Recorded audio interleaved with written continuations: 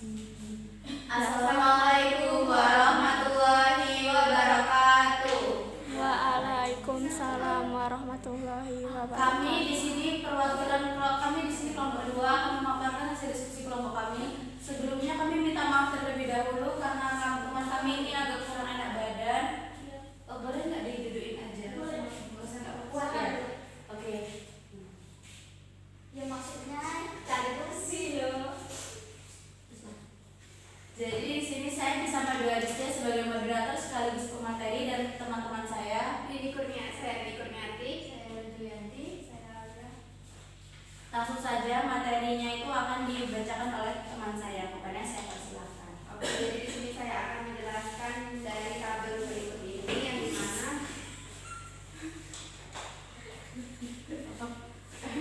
dimana ini kan ada H2O. H2O ini kan bentuknya seperti ini. Nah, karena ini linear jadi 180 derajat. Nah, sedangkan yang selanjutnya itu adalah CH4.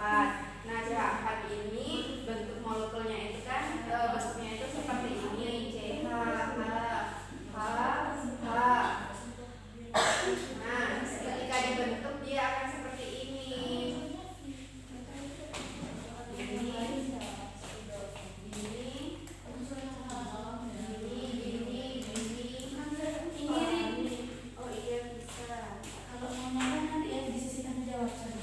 Nah, jadi kan bentuk dari CH4 ini kan dia kayak gini.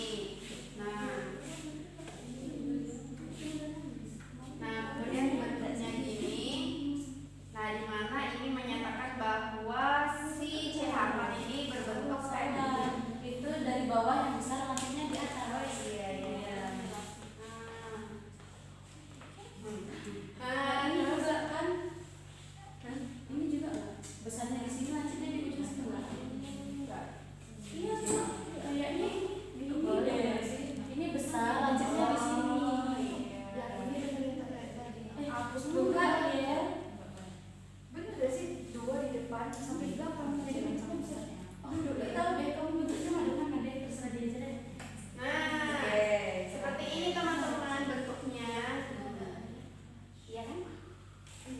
Nah, terus karena ini berbentuk tetrahedral, jadi dia bersudut 45 derajat.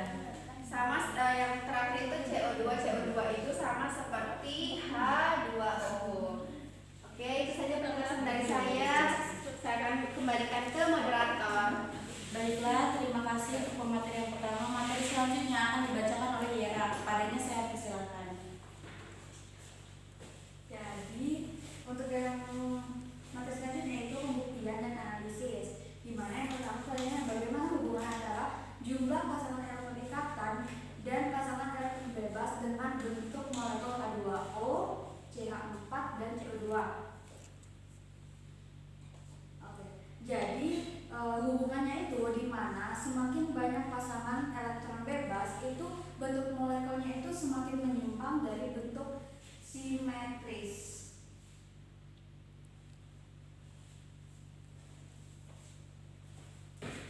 Udah lanjut. Oke. Yang kedua itu berdasarkan bentuk molekul yang kamu amati, jelaskan alasan mengapa H2O bersifat polar, sedangkan CH4 itu dan CO2 itu bersifat nonpolar. Yang pertama itu H2O bersifat polar karena bentuknya itu dua distribusi muatan tidak simetris. H2O ini. Oh iya, kalau digambarin H2O itu kan O, H di sini, O sini. Nah, itulah pokoknya. Nah, terus CH4 itu nonpolar karena bentuk tetrahedralnya itu simetris. Jadi momen dipolnya itu saling meniadakan. Yang ketiga, CO2 itu nonpolar karena bentuk linear dan momen dipolnya itu ikatannya itu C pangkat 2O itu saling berikatan.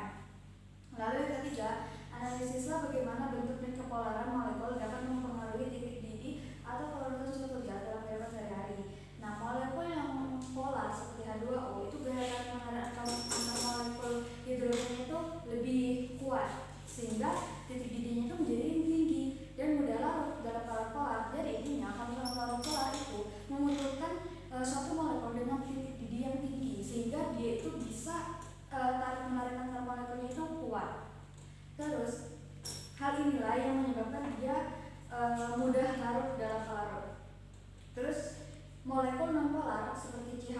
dan CO2 itu gaya antar molekul itu lemah, kebalikannya, maka titik didihnya itu akan rendah dan mudah larut dalam dan tidak mudah larut dalam larut non polar. Oh iya, kan kalau polar larut dalam polar, non polar larut dalam non polar. Selanjutnya akan dilanjutkan oleh Alia. Selanjutnya, jika kamu menemukan molekul baru dengan atom pusat yang memiliki 3 pasangan elektron ikatan dan 1 pasangan elektron bebas, bentuk molekul apakah yang mungkin terbentuk? Jelaskan alasanmu berdasarkan teori FSIPA.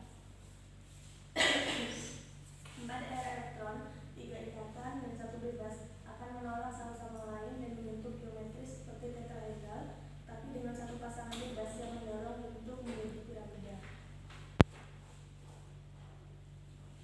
Baiklah, demikian hasil diskusi dari kelompok kami.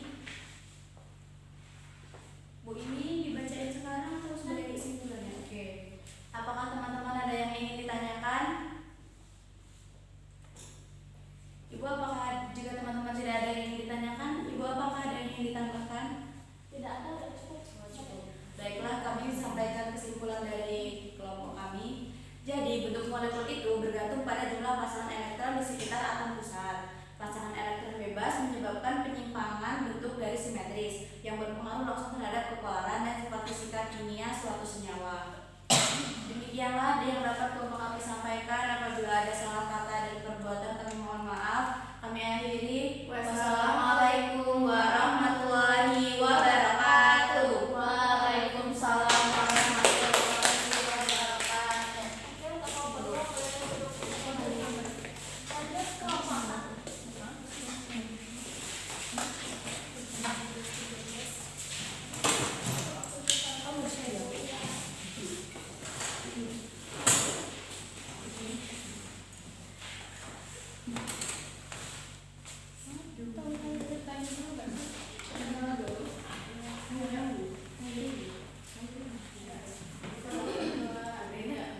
Assalamualaikum warahmatullahi wabarakatuh. Waalaikumsalam warahmatullahi wabarakatuh.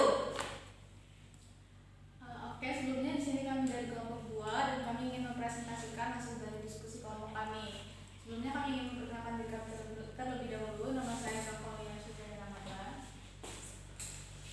Perkenalkan, saya Zeta Febiani. Saya Iman Sibarani.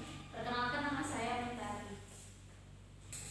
Oke, di sini saya akan menjelaskan dulu untuk mengenai pengisian tabel yang sudah kami buat di LKPD. Di sini untuk H2O itu jumlah atom pusatnya itu kan 1 ya. Ini yang O.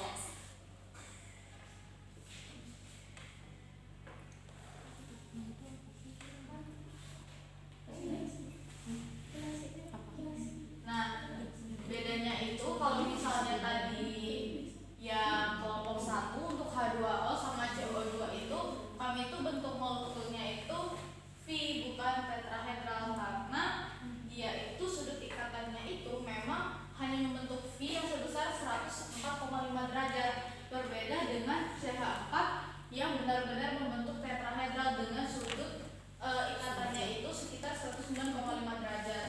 Jadi menurut kami itu beneran beda antara H2O sama CO2 kan ibaratnya H2O sama CO2 kan kayak gini ya. Nanti kan kalau misalnya dibikin bentuk molekulnya kayak gini dia akan sedikit berbentuk V ke bawah, tetapi lontarannya itu tidak cukup besar seperti ini.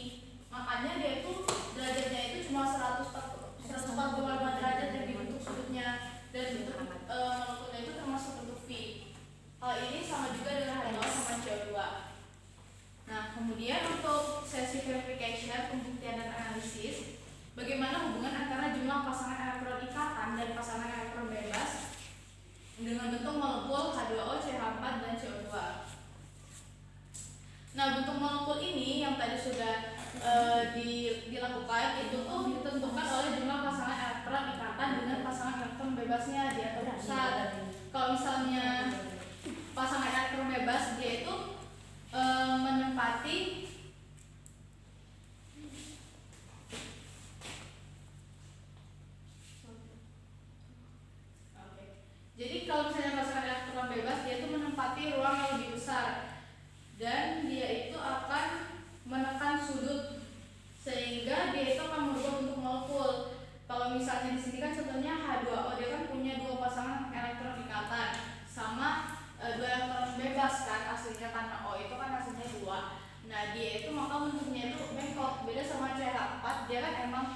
C-nya atom pusat, terus H-nya itu ada 4. Jadi satu ini dia tuh bukan elektron bebas, sebenarnya itu elektron terikat, makanya sudut yang terbentuk juga itu beneran langsung beneran dia itu memang terbentuk 109,5 derajat.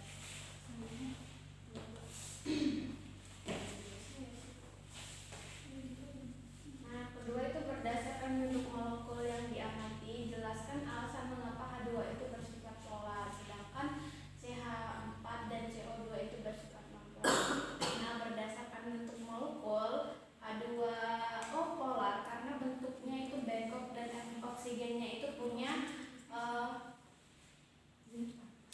pasangan elektron bebas yang membuat distribusi muatan itu tidak simetris. Sedangkan CH4 itu bisa dikatakan nonpolar karena bentuknya itu tetrahedral. Jadi momen dipol ikatannya itu saling meniadakan.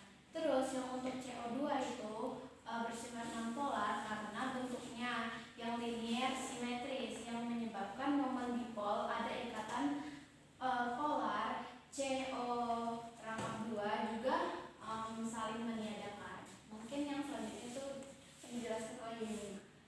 Oke, yang selanjutnya itu yang nomor 3. Analisislah bagaimana bentuk dan kepolaran molekul dapat mempengaruhi titik didih atau kelihatan suatu zat dalam kehidupan sehari-hari. Nah, molekul yang bersifat polar memiliki gaya antimolekul yang lebih kuat, seperti ikatan hidrogen dan dipol-dipol, sehingga titik didihnya lebih tinggi dan kelihatannya lebih baik dalam form polar. Sebaliknya, molekul nonpolar dengan gaya longgang menjadi lemah yang memiliki titik didih lebih rendah dan larut dalam form nonpolar.